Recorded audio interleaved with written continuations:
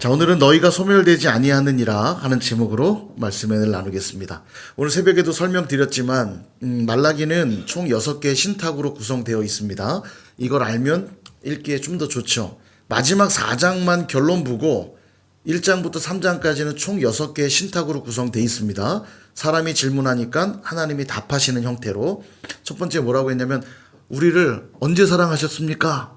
언제 우리를 사랑하신 거예요? 그랬더니 에서는 미워하고 내가 야곱은 사랑했다. 그래서 제가 설명드리기를 하나님은 우리를 언제 선택하셨어요? 창세 전에 선택하셨잖아요. 하나님의 사랑은 지금 이 수준에서가 아니라 창세 전부터 우리를 택하셔서 하신 사랑이에요. 감격하지 않을 수 없죠. 그랬더니 그럼에도 불구하고 너희가 나를 공경하지 않는구나 했더니 우리가 언제 공경하지 않았습니까? 또 질문하죠. 두 번째 신탁이에요. 너희들이 더러운 떡을 드리고 눈먼 것과 병든 것을 드리면서 어찌 나를 공경한다 할 수 있느냐. 종도 주인에게 공경하고 아들은 아버지를 공경하거늘 하물며 너희는 왜 그렇게 하지 않느냐. 그게 두 번째 신탁이고, 세 번째는 이방인과의 통혼이 왜 문제됩니까? 한 사람에게서 났는데 이 사람이면 어떻고 저 사람이면 어때요? 질문하죠. 근데 하나님이 오늘 새벽에 살펴본 거죠. 계속 뭔가 설교를 하니까 기억이 잘 안 나요. 오늘 새벽에 왔죠? 이방인의 통혼. 그러나 한 사람으로 나게 한 이유는 경건한 자손을 얻기 위함이다. 신앙의 순수성을 지키는 게 중요하다. 그래서 두 가지 주의하라고 그랬죠. 혼합주의와 보편주의를 조심해야 하고, 그냥 다 좋은 게 좋은 거야. 이거 별로 좋은 방법 아닙니다. 하나님의 말씀이 좋은 거여야 돼요. 항상. 그게 우리에게 중요하고, 또 하나는 분열의 문제. 여러분 사랑할 때 두려움을 겪는 사람도 있습니다. 사랑했다 버림받으면 어떡하지? 관계가 깨지면 어떡하지? 여러분 이 두려움이 없는 곳이 딱 한 군데 있다고 그랬죠? 어디예요? 이 두려움 없는 곳이 하나 있어요. 지옥이요, 지옥.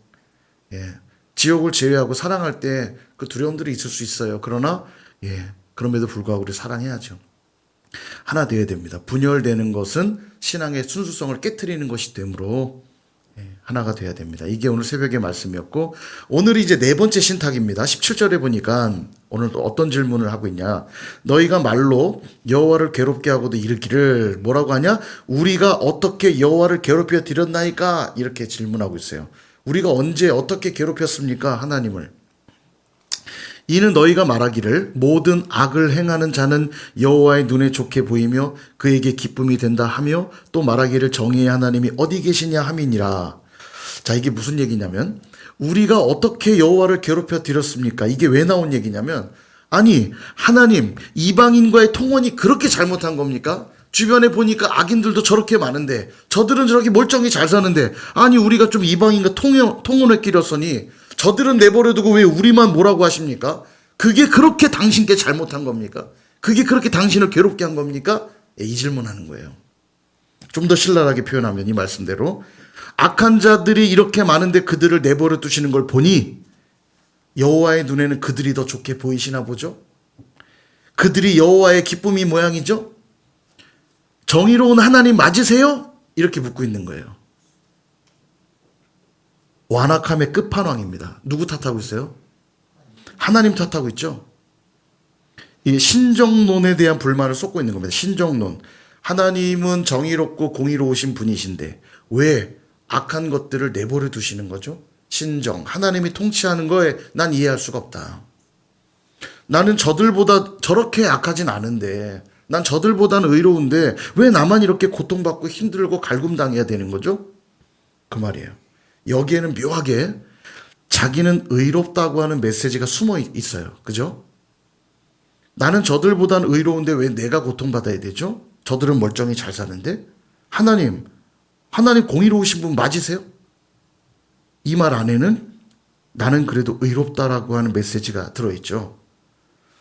이 신정론의 문제 제기한 대표적인 사람이 누구냐면 욥입니다. 욥은 의롭게 살기 위해 무지하게 애썼어요. 실제로 의롭게 살았고, 근데 그에게 돌아온 건 뭐였냐면 큰 고난이었잖아요. 이해할 수가 없는 거예요. 하나님 저 정말 열심히 살았고 이렇게 살았는데 저렇게 악인들도 멀쩡히 잘 사는데 왜 저는 이렇게 고통받아야 되죠? 자신의 정당성을 주장하면서 불평 아닌 불평을 했던 사람이 욥입니다. 하박국 선지자도 그랬어요. 바벨론은 아주 잔인하고 극악무도한 자들인데 우리가 어떻게 하나님의 백성인 유다 백성들이 저런 바벨론에 의해 심판받는 게 말이 됩니까? 유다 백성들이 아무리 죄가 있다 한들 그 심판을 어떻게 더 극악무도한 바벨론한테 맡길 수 있습니까, 하나님? 전 도저히 이해할 수가 없어요. 이 얘기를 하박국이 하죠. 여러분, 이 메시지를 잘 들여다보면 그 안에 뭐가 숨겨져 있냐면 자기 의의 완악함이 숨겨져 있습니다. 그죠? 나는 다른 사람들에 비해 그 정도로 죄인도 아닌데 왜 나만 괴로워야 합니까? 그러니까 지금 누구에게 문제 있단 말이에요, 이 말은? 나는 문제가 없잖아요. 누구에게 문제 있는 거예요? 하나님이 문제 있다는 얘기예요, 이게. 여러분, 자기의, 완고함의 자기의의 가장 무서운 게 뭐냐면 잘 들여다보면 하나님을 대적한다는 거예요. 10명의 정탐꾼이 막 불평했어요. 왜 애굽에 멀쩡히 잘 살고 있는 우리를 불러내가지고 광야에서 다 죽게 만듭니까? 누구 탓해요? 하나님 탓하잖아요. 애굽에서 그렇게 꺼내달라고 부르짖어 놓고는 꺼내줬더니 한단 소리가 우리를 저 거인들한테 밟혀 죽게 만들려고. 애굽에 멀쩡히 부추도 먹고 마늘도 먹고 맛있는 고기도 먹고 잘 살았는데 왜 우리를 여기로 불러내신 거야 도대체? 이 완고함의 자기의에 가장 무서운 건 하나님을 대적한다는 겁니다. 자기의 안에 있는 요만큼의 그 의로움 하나 가지고 진짜 의로우신 하나님을 대적한다는 거예요. 그래서 하나님이 이제 여기에 대답을 하시는 겁니다. 경솔한 불평자들에게 내려줄 결론은 심판뿐이구나. 자, 3장 1절을 보세요. 만군의 여호와가 이르노라 보라 내가 내 사자를 보내리니 그가 내 앞에서 길을 준비할 것이요 또 너희가 구하는 바 주가 갑자기 그의 성전에 임하시리니 곧 너희가 사모하는 바 언약의 사자가 임하실 것이라. 아멘. 여러분, 이거 메시아 언약의 말씀입니다. 되게 중요한 말씀인데 잘 보시면 사자가 둘 나와요. 두 마리가 아니라 두 분이에요. 두 분 사람입니다. 사자, 내 사자니까 내 사자의 뜻이 말라기예요. 말라기가 나의 사자라는 뜻인데 되게 중의적인 의미가 있죠. 잘 보시면 주님이 오셔요. 주님이 오신데 오기 전에 누구를 보내냐면 사자를 보내겠대요, 먼저. 그리고 그 사자가 온 다음에 언약의 사자가 올 거래요. 사자가 둘 나타나죠. 자, 그러면 이게 메시아 예언의 말씀이라고 제가 힌트를 드렸으니까 앞에 온 사자는 누구고 뒤에 온 언약의 사자는 누굴까요? 세례 요한과 예수 그리스도. 그 예언의 말씀이에요, 이 말씀이. 그래서 그 언약의 사자가 오시면 어떤 일이 벌어지냐? 두 가지 얘기하는데 먼저 2절에 보면 그가 임하시는 날을 누가 능히 당하며 그가 나타나는 때 누가 능히 서리요. 그 언약의 사자이신 그분이 오시면 누가 그 심판 앞에 능히 당하고 누가 능히 그 앞에 설 수 있겠냐는 거예요. 그와 맞서 이길 수 있는 악인은 없다, 그 얘기입니다. 그래서 그분은 오시면 무슨 일을 할 거냐면 금을 연단하는 자의 불과 표백하는 자의 잿물과 같을 것이다. 그는 불과 같아서 금으로 연단하는 일을 할 것이고 잿물과 같아서 표백, 더러운 때들을 다 빼내는 일들을 그분이 하실 거라는 거예요. 즉 악인은 심판하고 의인은 더 거룩하게 할 것이다. 자, 두 번째, 그분이 오시면 어떤 일, 3절 어떤 일이 벌어지냐. 그가 은을 연단하여 깨끗하게 하는 자 같이 앉아서 레위 자손을 깨끗하게 하되 금, 은 같이 그들을 연단하리니 그들이 공의로운 제물을 나 여호와께 바칠 것이라. 레위 자손들을 깨끗하게 해서 그들로 하여금 예배를 받으실 거라는 거예요. 그래서 여러분, 신약을 사는 우리는 누구로만 예배해야 되냐면 예수 그리스도로만 예배해야 되는 겁니다. 그분이 레위 자손들을 거룩하게 하여 진정한 예배를 드리게 하실 거라잖아요. 그래서 우리는 오늘도 우리가 드려야 되는 제물이 어떤 제물이에요? 예수님이에요, 예수님. 하나님의 어린 양이신 예수 그리스도로 예배하는 겁니다. 오늘도 하나님께 어떤 제물 들고 가셔야 돼요? 예수님이요. 우리가 제단에 쏟아 부어야 될 피는 어떤 피입니까? 예수님의 피요. 그게 오늘 예배의 조건이에요. 자, 2절과 3절만, 방금 읽으신 2절과 3절만 딱 잘라서 읽으면 되게 은혜로운 말씀이죠. 근데 생각해 보세요. 이 메시지 안에는 책망의 말씀이 들어있는 겁니다. 이들이 뭐라고 말했냐면 악인들은 내버려두고 왜 우리만 괴롭히세요? 왜 우리한테만 뭐라고 하세요? 꼭 공동체 보면 이런 분들 계세요. 그죠? 아니, 나는 그래도 한다고 하는데 아무것도 안 하는 사람한테는 아무 말도 안 하면서 나 좀 한다, 나는 나름 하려고 하는데 왜 나한테만 뭐라고 하세요? 이제 딱 그러고 있는 거예요. 그랬더니 이제 뭐라고 얘기하신 거냐면 지금 이 얘기하시는 거예요. 나는 반드시 그럼 악인을 심판할 것이다. 자, 그럼 질문할게요. 너는 의인인가? 악인인가? 의인인가? 죄인인가? 너는 정의로운가? 불의한가? 더 악한 자가 있는지 몰라도 너 역시도 어떤 자예요? 죄인이고 악한 자잖아요. 그러므로 너 역시도 이 심판에서 예외일 수 없다. 심판이 임한다면 너도 예외가 아닐 것이다. 되게 무서운 책망이죠. 네가 그렇게 악인 심판을 바라니? 오케이, 내가 가서 악인 심판해 줄게. 그러나 너도 예외는 아니라는 걸 잊지 마라. 동생 고자질하면 형도 맞아요, 안 맞아요? 네가 형이 돼가지고 말이야, 형도 맞죠. 근데 보면 아싸, 넌 이제 엄마한테 혼났다. 너는 이제 그래놓고 둘 다 똑바로 서 같이 혼나는 거 아닙니까? 예. 그러므로 언약의 사자를 통해서도 너희가 회개하지 않는다면 내가 직접 심판할 것이다. 그 얘기를 5절에서 하세요. 5절. 내가 심판하러 너희에게 임할 것이라. 자, 잘 들으세요. 점치는 자에게와 간음하는 자에게와 거짓 맹세하는 자에게와 품꾼의 삭세에 대하여 억울하게 하며 과부와 고아를 압제하며 나그네를 억울하게 하며 나를 경외하지 아니하는 자들에게 속히 증언하리라. 만군의 여호와가 말하였느니라. 아멘. 나를 경외하지 않는 자들 내가 가서 다 심판할 건데 나를 경외하지 않는 자들은 어떤 자들이냐? 쭉 설명하죠. 점치는 자들, 간음하는 자들, 거짓 맹세하는 자, 품꾼의 삭슬 억울하게 하는 자, 과부와 고아를 압제하는 자, 나그네를 억울하게 하는 자들. 한마디로 정리하면 다 율법에 규정된 내용들이잖아요. 한마디로 정리하면 하나님 말씀에 불순종하는 자들, 하나님의 뜻을 거부하는 자들, 그들이 경외하지 않는 자들이에요. 근데 여기 주목할 게 있는데 그게 뭐냐면 지금 말씀한 이 목록들, 점치는 자, 간음하는 자, 거짓 맹세, 이 단어들이 다 분사형으로 되어 있습니다. 무슨 얘기냐면 단회적인 게 아니라 습관적인 걸 얘기한다는 거예요. 그게 삶의 패턴으로 자리 잡은 거. 즉 습관적인 행동과 자세를 가지고 있는 그들을 내가 심판하리라. 여러분, 그게 바로 죄입니다. 한 번 실수로 잘못 저지를 수 있어요. 근데 성경이 항상 이야기하는 죄는 그런 실수로 지은 것들을 얘기하는 게 아니고 반복되는 것들, 즉 의도성을 가지고 계획성을 가지고 저지르는 죄들을 다 지적하는 겁니다. 그래서 사회법에서도 가중처벌죄가 무서운 거예요. 가중처벌죄. 절도를 한 번 한 사람에게 한 번 더 절도로 걸리면 가중처벌죄가 얹혀져서 훨씬 심하게 벌을 받는 겁니다. 그죠? 왜냐? 저 사람은 다음에 또 절도죄를 범할 소지가 다분하거든요. 그래서 더 가중처벌을 하는 겁니다. 의도성과 계획성을 가지고 있기 때문에 죄가 더 엄중해지는 거거든요. 그래서 우리도 하나님 앞에 죄를 지었다고 할 때 그 죄는 의도적이고 반복적으로 행동하는 것들이라는 거예요.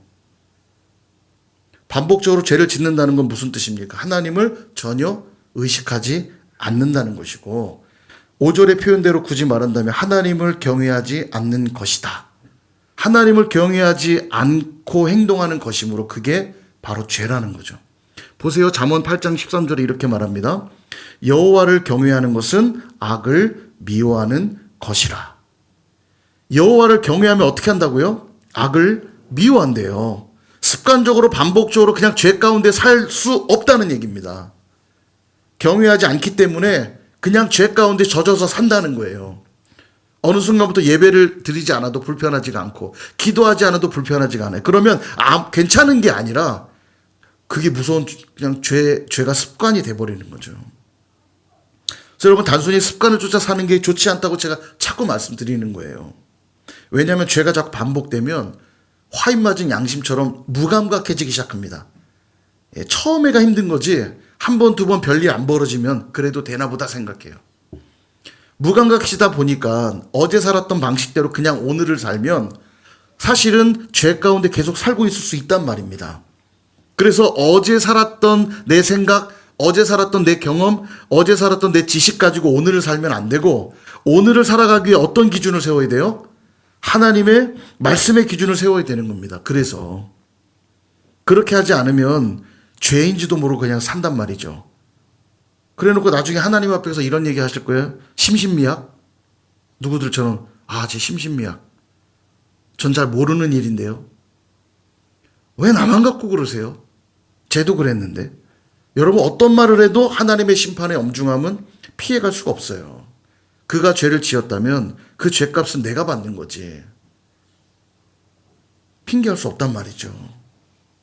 그래서 오늘도 우리에게 필요한 건 말씀과 성령이고, 말씀과 성령으로 내 인격과 삶을 조명하셔야 됩니다. 이 말을 들을 끼는 자들 들으시기를 주님의 이름으로 축복합니다. 너무 중요해요. 이게 너무 중요해요. 제발. 종교 생활하는 게 아닙니다, 여러분. 신앙생활하는 거예요. 신앙생활. 하나님이 살아계시고 그분이 내 안에 계시다면 당연히 그분과 동행하는 삶은 당연히 나의 인격과 삶을 조명하시고 그분과 동행하는 것이 마땅하다는 거예요. 다시 말씀드립니다. 어제 가졌던 내 생각, 어제 가졌던 내 경험, 어제 가졌던 내 지식이 오늘도 내 삶의 기준이 되어서는 안 되고, 매일매일 주시는 하나님 말씀으로 내 삶을 조명하는 훈련들을 계속해 나가셔야 돼요. 그게 뭐예요? 큐티입니다. 그게 큐티. 그게 묵상이고요. 그랬을 때 이전에 몰랐던 죄를 생각나게 하시니 회개할 수 있는 것이고, 더 거룩하고 의로운 삶으로 점점 빚어져 가는 거예요. 그래서 우리는 반드시 신앙이 깊어진다면, 신앙생활을 오래 간다면 반드시 신앙은 성장하는 것이고 성숙해지는 것이 마땅해요. 마치 어린아이가 계속 키가 크듯이 지식이 자라고 지혜가 자라고, 그거 당연한 거죠. 이상한 거 아니죠. 아이가 자라가는 게 이상한 일입니까? 이상한 일이 아닙니다. 우리도 마찬가지예요. 근데 시간이 갈수록 더 완고해지고 더 고집스러워지고, 말씀 모르는 게 막 자랑해요. 내가 말씀 몰라도 말이야, 내가 기도는 안 해도 말이야, 내가 그래도 교회를 내가 몇십 년 다녔는데 말이지, 이런 분 계시다니까요. 어떻게 그게 자랑일 수 있어요? 우리가 어떤 전문 직종에도요, 10년 이상씩 일하면 최고 전문가로 쳐줍니다. 그 경력을, 왜냐하면 그 경험 자체가 주는 지식과 능력이 있거든요. 10년 이상씩 신앙생활하고 20년 이상씩 하면은 우리가 신앙의 전문인이 돼야 돼요. 옆에 계신 분에게 신앙의 전문인이 되십시오. 그래야 세상에서도 월급도 올려주고 돈도 더 많이 주는 거 아닙니까? 실력자니까. 누가 더 은혜를 많이 받겠어요? 전문 신앙인이 점점 돼야. 길에 떨어진 게 아니라 길에 핀 꽃을 보면서도 은혜를 받는 겁니다. 그 수준까지 가야죠. 맑은 하늘을 보면서도 하나님을 느끼고, 지체들과의 만남 속에서도 하나님의 음성이 들리고, 그러니 셀 모임 가서 은혜를 받죠. 셀 모임에서 나누는 나눔이 그냥 오늘 나에게 들려주신 다 은혜의 말씀들이에요. 막 여러분의 셀들이 살아나기를 축복합니다. 그게 되려면 이 자리로 가셔야 돼요. 말씀과 성령으로 자꾸 인격과 삶을 조명하는 훈련들을 계속 하셔야 된다고요. 그러니까 나눌 게 없어요. 이걸 안 하니까 나눌 게 없어. 아파트 값이 올랐니 떨어졌니, 누구 대학에 들어갔니 못 들어갔니, 이 얘기 말고는 할 얘기가 없는 거예요. 세상 사는 얘기 외에는 할 얘기가 없는 거예요. 그 얘기가 필요 없다는 뜻이 아니고, 하나님이 없는 세상 얘기는 여기 안 와도 하실 수 있잖아요. 여기 와서는 하나님이 주시는 은혜에, 오늘 권사님 간증한 것처럼 내 삶의 이런 환경 속에서도 은혜를 나누다 보니까 가족들을 향한 사랑 고백도 하게 되고, 교회에 기도해 주신 분들에 대한 감사 고백도 하게 되고, 그러니까 은혜가 또 나누어지고 은혜로 풍성해지는 거 아니겠어요? 자, 보세요 여러분. 4절에 그때는 언제냐?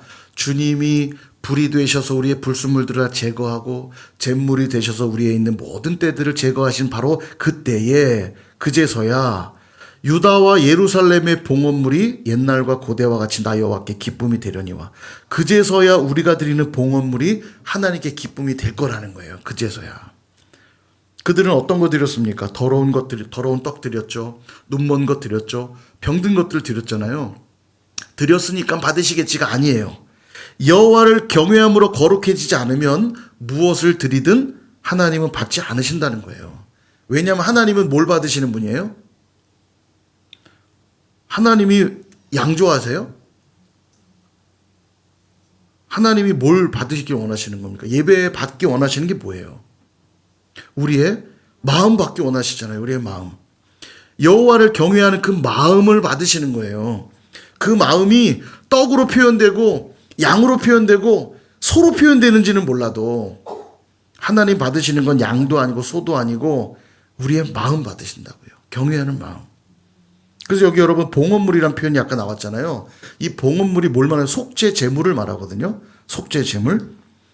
아까 앞서서 2장에서 잘 한번 기억해 보세요. 무슨 얘기 있었냐면 마음은 돌이키지도 않고 삶에는 변화도 없는 채 올려드리는 속죄 제물을 나는 똥처럼 버릴 것이다 이 얘기했었어요. 기억나시죠? 똥 하니까 기억이 확 나죠? 너희들이 속죄 제물을 드리긴 드리는데 마음은 돌이키지도 않지요. 삶에는 변화도 없죠. 그렇게 드리는 속죄 제물은 진 밖에 버리는 똥처럼 너희들이 드리는 그 모든 속죄 제사, 속죄 제물들을 똥처럼 나는 다 여길 것이다. 여호와를 경외하지 않는 모든 헌신은 뭐가 된다? 똥이 된다. 똥이 된다. 옛날 무슨 베토벤 뭐 저기 드라마에 똥덩어리. 교회에 똥덩어리로 가득하면 안 되는 거예요, 이게요. 아멘? 뭔가 똥과 아멘이 이게 조화롭진 않지만, 예. 그렇습니다. 교회에 똥덩어리가 가득하면 안 돼요. 여호와를 경외하는 마음은 하나도 없이 자리나만 채우고, 신용만 하고, 하나님은 그걸 보고 다 뭐라고 이런 똥덩어리들. 내가 받지 않을 것이다. 그러나 이제 주님으로 인하여서 이제 회개하고 돌이키어 여호와를 경외하는 마음으로 그 봉헌물들을 드린다면 이것이 여호와께 큰 기쁨이 될 거라는 거예요. 주님이 그거 받으시고 이 순서가 보이셔야 돼요. 하나님 우리 마음을 받으시기 때문에 우리 안에 여호와를 경외하는 마음, 거룩하고 정결한 마음, 그 마음에서 나오는 우리 삶의 고백들을 받으시는 겁니다. 바로 그런 자들이 드리는 예배, 그런 자들이 드리는 기도, 그런 자들이 드리는 헌금, 그런 자들이 드리는 봉사를 하나님이 기쁘게 받으시는 거예요. 이 순서가 바뀌면 안 된다고요. 그런데 우리는 자꾸 행위만 집중하면서 마음은 살피질 않아요. 여전히 내 마음은 세상의 가치관들로 충만하고 미움과 원망으로 가득하고 불신과 욕심들로 가득하면서 예배로 때우고 기도로 때우고 헌금과 봉사로 때운다면 하나님은 그 봉헌물을 어떻게 하신다고요? 받지 않으시고 그냥 똥 처리하시는 똥 처리. 그런 더러운 나의 의의 재물은 필요 없다. 그거 좀 해놓고 내가 좀 헌신했어. 내가 좀 했어. 그런 더러운 의의 재물은 필요 없다. 우리가 드려야 될 의의 제물은 예수 그리스도로 말미암는 의의 제물만 하나님 받으시는 거예요. 여호와를 경외하지 않는 자들을 내가 직접 심판할 것이다. 두렵고 떨림으로 이 말씀을 마음에 새겨야 합니다. 이게 없으니까, 이 두려움과 이 경외심이 없으니까 여러분 말씀을 읽지 않는 것이고 기도하기를 게을리 하는 것이고 예배를 소홀히 여기는 거 아니겠어요? 이 두려움이 없으니까. 회사 사장이 무서워서라도 회사는 몸이 부서져라 빠지지 않고 가도, 학교 선생님이 무서워서 학교는 빠지지 않고 가도 여호와를 경외하지 않는 자들, 말씀을 뒤로 하고 기도를 뒤로 하고 예배를 뒤로 하는 거 아니겠어요? 오늘 학교에 교육감이 감찰 온다고 하면 교사와 학생들이 막 열심히 학교를 정리합니다. 그죠? 오늘 참모총장이 부대 방문한다고 하면 이 별 4개가 오니까 난리가 납니다. 막 열심히 제초 작업하고 왁싱하고. 얼마나 청소합니까 우리 김영관 집사님. 예. 저도 훈련소에 있는데 참모총장이 온다는 거예요. 한 달 전에. 매일 풀을 뜯는데요. 한 달 동안 풀을 뜯었어요. 한 달 동안. 도구도 안 줘요. 손으로 뜯으래요. 훈련병이 계급도 없을 때니까. 손으로 한 달 동안 풀을 뜯었는데 참모총장이 1시간이나 있었나? 금방 갔어요. 그래도 감사하게 줄을 이렇게 길게 섰는데 마침 제 앞으로 지나가서 제가 얼굴을 돌릴 수는 없잖아요. 앞에만 보고 있어야 되니까. 별 4개가 지나가는 건 봤습니다. 제가 제 눈앞으로.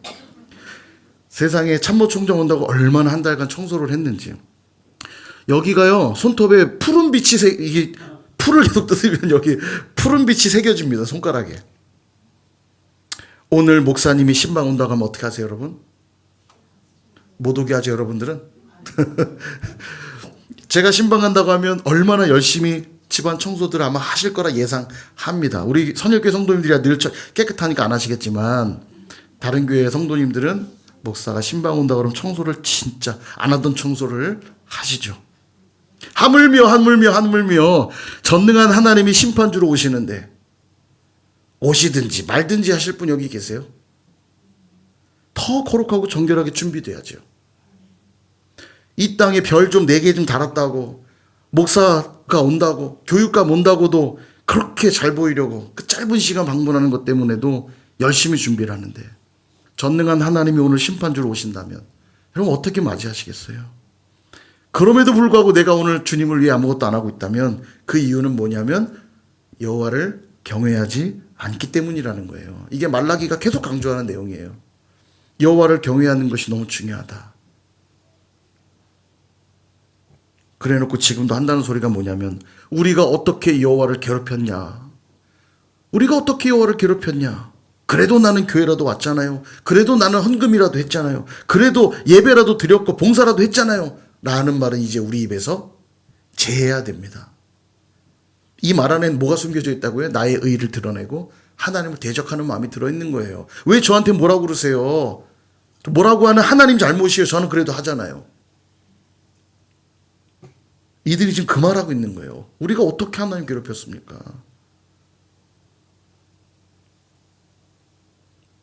그러면 주님이 우리에게 하실 말씀 하나밖에 없어요. 그래 알았다. 그럼 내가 당장 심판주로 가마. 오늘 저녁에 이 말이라. 너도 거기서 예외일 수 없다는 사실만큼은 기억해라. 사랑하는 여러분, 아직도 심판을 지연시키고 계시다는 사실은 우리에게 기회를 주고 계시는 겁니다. 그런데 내가 잘해서 괜찮다고 여기니 계속 우리 입에서는 불평이 나오는 거겠죠. 하나님은 반드시 심판주로 오신다는 걸 기억하시길 바랍니다. 잘한 일은 칭찬하실 것이요 죄는 심판하시겠죠. 그러므로 오늘도 우리는 어디로 가야 되냐면 언약의 사자이신 예수 그리스도께 가야 돼요. 왜냐하면 내 노력으로는 깨끗해질 수가 없거든요. 주님만이 오셔야 그분이 불이 되셔서 우리 안에 있는 불순물들을 다 제거해 금처럼 은처럼 빚으실 것이고 그분이 잿물이 되셔서 우리 안에 덕지덕지 붙은 그 뗏물들을 쫙 빼내시는 거예요. 그래서 심판이 유예된 지금 이 순간에도 우리가 나아가야 될 곳은 어디예요? 주님께 나가야 돼요. 예수 그리스도께. 그리고 우리 마음에 여호와를 경외하는 마음으로 새롭게 되어야 합니다. 무엇보다 가장 중요한 이 마지막 메시지. 오늘 여호와를 경외할 수밖에 없는 이유를 이렇게 말씀합니다. 우리 6절을 다 함께 읽어보겠습니다. 시작. 나 여호와는 변하지 아니하나니 그러므로 야곱의 자손들아 너희가 소멸되지 아니하느니라. 아멘. 진짜 감동인데요. 이 무서운 심판에도 너희는 소멸되지 않을 거래요. 왜냐하면 너희는 야곱의 자손들이니까. 이 말은 나 반드시 약속시킬 거야. 이 얘기예요. 내가 너희들을 자녀 삼았기 때문에 너희들 멸망하게 두지 않을 거야. 내 아들 보내서라도 그리스도를 보내서라도 나는 그 일을 반드시 이룰 것이므로 너희는 소멸되지 않을 것이다. 그러므로 심판하는 내가 무서워서 경외하라는 게 아니라 그 약속을 어기지 않고 아들을 보내면서라도 너희들을 건져내겠다고 하는 나의 이 사랑을 보고 그로 인하여 경외하라는 겁니다. 그로 인하여 불경건하고 죄 짓는 게 일상인 우리를 여전히 기다리시고 십자가로 건지시며 지켜낼 그 사랑으로 인해 경외하라는 거예요. 그런 나의 신실함으로 인해 나를 경외하라. 내가 언젠가 와서 매를 들고 두들겨 팰까봐 두려워서 경외하라는 게 아니고 그런 짓거리들만 여전히 하고 있는데도 그런 우리를 버리지 않고 끝까지 그 사랑으로 우리를 품어내시며 인도하실 그 사랑 때문에 경외하라는 거예요. 이거 너무 감동적이지 않습니까? 하나님의 사랑은 우리가 이해할 수가 없어요. 너무 깊어서. 너무 깊으면 무서운 겁니다. 바다가요, 참 천연의 자원의 보고 아닙니까? 수많은 고기들이 그 안에 있고 수많은 자원들이 그 안에 있지만 바다에 가보면 실은 되게 두렵거든요. 깊은 바다가 주는 공포가 있습니다. 그런 거예요, 사랑이란. 하나님의 사랑이 너무 깊어서 풍성한 것들이 있는데 경외심이 생기는 거예요. 너무 두려워요. 찬양 중에도 깊은 바다처럼 나를 잠잠케. 참 떠들 수가 없어요. 그분의 그 놀라운 깊은 사랑 앞에 무릎 꿇을 수밖에 없는 거죠. 너희의 죄로 인한 심판은 내가 받을 테니 너희는 나와 함께 살아가자. 그리고 그 사랑과 은혜가 얼마나 놀랍습니까? 이게 바로 신앙생활의 자세요, 태도인 겁니다. 오늘도 두려움으로 신앙생활하는 게 아니라 벌 받을까봐, 저주 받을까봐, 내 삶이 꼬일까봐 신앙생활하는 게 아니고요. 주님이 보여주신 이 큰 감격과 기쁨과 은혜 때문에 하는 겁니다. 나 같은 사람도 사랑하시는 하나님, 나 같은 사람도 사용하시는 하나님, 나 같은 사람도 사랑하시나요? 너무 크고 아름다운 그 사랑. 너무 놀랍죠. 그러니 그리스도께 나아가지 않을 수가 없잖아요. 때론 주님 말씀대로 살다 보면 불순물을 제거하시려고 우리 삶에 고난과 시련을 주실 때도 있을 겁니다. 금과 은으로 빚으시려는 뜻임을 알고 여러분 계속 순종하시면 돼요. 때론 죄가 있어서 매를 맞기도 하겠지만 이 또한 나를 깨끗하게 하려는 주님의 뜻임을 알고 회개하여 돌이키시면 돼요. 그게 신앙생활입니다. 말씀을 정리합니다. 사랑하는 여러분, 결국 하나님을 경외하는 신앙이란 그리스도의 십자가 앞으로 나아가는 겁니다. 내 죄 때문에 십자가가 필요했던 것이고 그 십자가를 바라보며 당연히 교만할 수도 없고 완악할 수도 없고 불평할 수가 없어요. 그 사랑 너무 크고 놀라워서. 그들이 마지막 심판의 날 큰 구원을 경험하는 겁니다. 그렇지 않은 자들은 악인의 심판 가운데 놓이는 거죠. 그러므로 여호와를 경외함으로 늘 예수 그리스도만 의지하며 살아가시는 저와 여러분 다 되시기를 주님의 이름으로 축원합니다.